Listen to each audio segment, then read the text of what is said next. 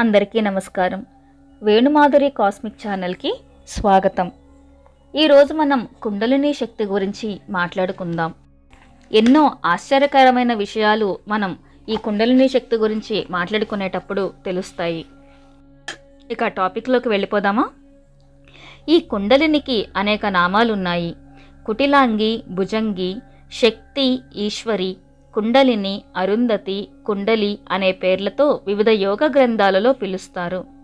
కుండలిని శక్తి మేల్కొనిన ఎడల సర్వయోగ సాధనలు వ్యర్థములు అంటారు. అంటే ఈ కుండలిని శక్తి అనేది సుప్రీం అన్నమాట.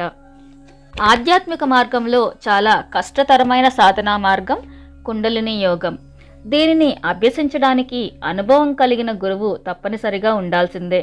పుస్తకాలు చదివి ఎక్కడో విని విషయ సేకరణ చేసి కుండలిని యోగా సాధనకు అస్సలు ఉపక్రమించకూడదు. అసలు కుండలిని అంటే ఏంటో తెలుసుకుందాం ముందు. ఇదొక శక్తి. దీని స్థావరం మూలాధారం. లలితా సహస్రనామాల్లో అమ్మవారికి కుండలిని అనే పేరు కూడా ఉండడం ఉంటారు.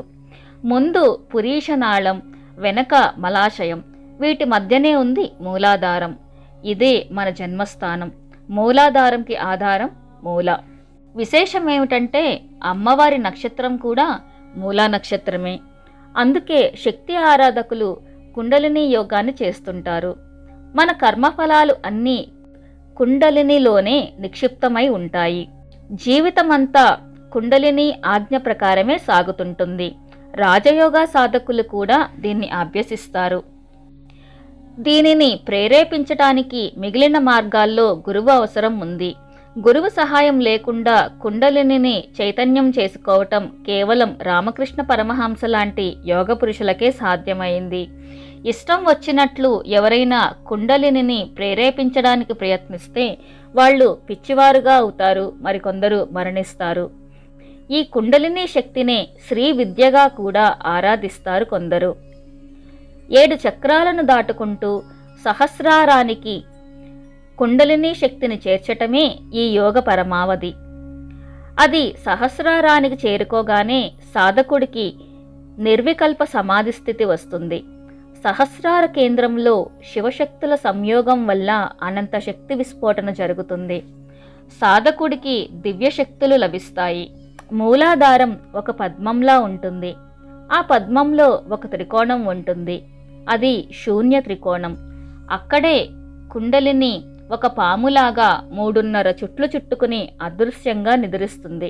3.5 చుట్లు ఎందుకంటే ఇప్పటి వరకు జరిగిన సృష్టి పరిమాణంలో ఖనిజ దశ, వృక్ష దశ, జంతు దశ అనే 3 దశలు పూర్తయ్యాయి. 4వ దశ మానవ దశ. ఇది సగమే పూర్తయింది. అందుకే 3.5 చుట్టలు చుట్టుకుని ఉంటుంది. పరిపూర్ణ మానవుడు తయారైతే అది 4 చుట్లు చుట్టుకుని ఉంటుందని కొందరి అభిప్రాయం. అయితే ఈ కుండలిని స్కానింగ్ లాంటి పరీక్షలకు కనపడదు. ఈ కుండలిని నుంచి 72,000 నాడులు బయలుదేరుతాయి. వీటిలో సుషుమ్న, ఇడ, పింగళ ముఖ్యమైనవి. కుండలిని వెన్నుముక ద్వారా ప్రయాణిస్తుంది. వెన్నెముకను చాలామంది వెన్నుపాము అని కూడా అంటారు. ఈ శరీరం ఒక పుట్ట, అందులో ఉన్న మరో పామే వెన్నుముక. అందుకే మనలో కొంతమంది నాగారాధన చేస్తుంటారు. వెన్నెముకకు కుడి ఎడమలలో ఇడా పింగళ నాడులుంటాయి. శాక్తేయులు వెన్నెముకను కుమారస్వామిగా, ఇడా పింగళ నాడులను వల్లీ దేవసేనలుగా భావిస్తారు. ఇడా పింగళ నాడులు ప్రతి కేంద్రం వద్ద చుట్టూ తిరుగుతూ పద్మం చుట్టూ ప్రదక్షిణం చేస్తూ కనుబొమ్మల మధ్య సుషుమ్నతో కలిసి త్రికూట రూపాన్ని ధరిస్తాయి. కుండలినిలో 1,000,000 మంది సూర్యుల ప్రకాశం ఉంటుంది. శిరస్సు పైన ఉండేదే సహస్రారం. ఇది శివుని స్థానం. కుండలిని యోగంలో కుండలిని జాగృతం చేయటానికి ప్రాణాయామ సాధన ఒక ముఖ్యమైన మార్గం. కుండలిని శక్తి సహస్రారం చేరినప్పుడు యోగ సాధకుడు ఒక అనిర్వచనీయమైన ఆనందాన్ని అనుభవిస్తాడు. కామ, క్రోధ, లోభ, మోహ, మద, మాత్సర్యాలనే హరిషడ్వర్గాలను జయించినప్పుడే ఇది సాధ్యమవుతుంది. కుండలిని శక్తిని జాగృతం చేయటానికి ముందు దేహశుద్ధి అంటే ప్యూరిఫికేషన్ ఆఫ్ బాడీ, నాడీ శుద్ధి, ప్యూరిఫికేషన్ ఆఫ్ నర్వస్ సిస్టమ్. మనోశుద్ధి అంటే ప్యూరిఫికేషన్ ఆఫ్ మైండ్. బుద్ధి శుద్ధి అంటే ప్యూరిఫికేషన్ ఆఫ్ ఇంటెలెక్ట్ జరగాలి. కుండలిని అన్ని చక్రాలు దాటుకుంటూ సహస్రారానికి చేరుకుంటుంది. దీనికి తీవ్ర సాధన అవసరం. ఎప్పుడైతే అది సహస్రారానికి చేరుకుంటుందో అక్కడ ఉన్న సహస్రదళ పద్మం వికసిస్తుంది. అప్పుడు సాధకుడికి నిర్వికల్ప సమాధితో పాటు దివ్య శక్తులు సిద్ధిస్తాయి. ఈ స్థితినే అష్టాంగ యోగాలోని అత్యున్నత దశ అయిన సమాధి స్థితిగా కూడా పేర్కొంటారు. సాధకుడికి అన్ని రకాల కేశాలు తొలగిపోతాయి. శరీరం మనస్సుల నుండి పూర్తిగా విడిపోతాడు. చాలా మందికి నాభి క్రింద వరకే కుండలిని ప్రయాణించడం జరుగుతుంది. నాభి క్రింద ప్రదేశం విషయ వాంఛలకు, కామానికి నిలయం. ఆ కోరికలు తీర్చుకుని వైరాగ్యం పొందితే అది మరింత ముందుకి సాగుతుంది. విశ్వామిత్రుడికి లభించిన ప్రగతి మేనకతోటి సంయోగం తర్వాతే లభించింది. అందుకనే బ్రహ్మచారులు, సన్యాసులు యోగ సాధనకు పనికిరారని చెబుతుంటారు. శ్రీకృష్ణ పరమాత్మ కూడా సంసారంలో ఉంటూనే తామరాకు మీద నీటిబొట్టులా ఉండమని బోధించాడు. ఈ యోగాన్ని సాధించడానికి చాలా సంవత్సరాలు పడుతుంది. కుండలిని చైతన్యాన్ని పొంది ప్రయాణిస్తున్నప్పుడు శరీరంలో ప్రకంపనలు, వైబ్రేషన్స్ పుడతాయి. శరీరం తీవ్రమైన బాధలకు లోనవుతుంది. మన సంప్రదాయంలో పాముని ఒక దేవతగా గుర్తిస్తారు. ఎటువంటి గుళ్ళలో అయినా సరే పాముల విగ్రహాలు ఉంటాయి. ఇంతకీ ఈ పాముకి ఆధ్యాత్మిక ప్రక్రియకి ఉన్న సంబంధం ఏమిటి? కుండలిని పాము రూపంలో ఎందుకు గీస్తారు? ఆ విషయాలు ఇప్పుడు తెలుసుకుందాం. కుండలిని అన్న మాటకి శక్తి అని అర్థం ఉంది. అది మనిషిలో అంతర్లీనంగా ఉంటూ బయటకి కనిపించకుండా ఉండే శక్తి. యోగ సంప్రదాయంలో ఈ కుండలిని ఎప్పుడూ చుట్టుకుని ఉన్న నాగుపాముకి ప్రతీకగా సూచిస్తారు. చుట్టుకుని ఉన్న నాగుపాముకి చాలా ఉన్నత స్థాయిలో నిశ్శబ్దం యొక్క శక్తి తెలుసు.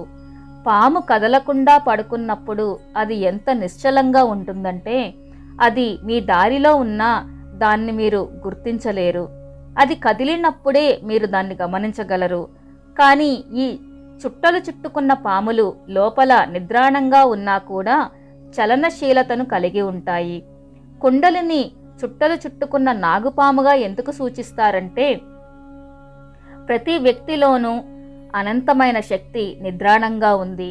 అది ప్రత్యక్షంగా కనిపించదు. అది కదిలితేనే తప్ప అసలు ఉన్నట్లు కూడా మనం ఊహించలేనట్లు ఉంటుంది. మీకో విషయం తెలుసా? మీ శక్తులన్నీ నిశ్చలంగా ఉంటే పాములు మీ వైపు ఆకర్షింపబడతాయి. మీరు పరిపూర్ణమైన భౌతిక జీవితం జీవించాలంటే మీకు మీ శరీరానికి ఉన్న శక్తిలో ఒక్క లేశము సరిపోతుందట. మీకు ఈ భౌతిక సరిహద్దులు దాటాలనుకుంటేనే మీకు అఖండమైన శక్తి అవసరం పడుతుంది. అది మిమ్మల్ని ప్రస్తుత వాస్తవంలోంచి బయటికి తీసుకువెళుతుంది. అది విమాన ప్రయాణానికి, రాకెట్ ప్రయోగానికి మధ్య ఉన్నంత తేడా లాంటిది. వాతావరణం పరిధిలోనే ప్రయాణించడం ఒక ఎత్తు, వాతావరణ సరిహద్దుని ఛేదించుకుని గురుత్వాకర్షణ పరిధిని దాటి వెళ్లడం ఒక ఎత్తు. ఆ విధంగానే శరీరం పరిమితులను దాటి వెళ్లాలంటే మరో ప్రమాణానికి చెందిన శక్తి ఆవశ్యకం ఎంతైనా ఉంది. భారతదేశంలో పాము చిహ్నం లేని గుడి ఉండదు.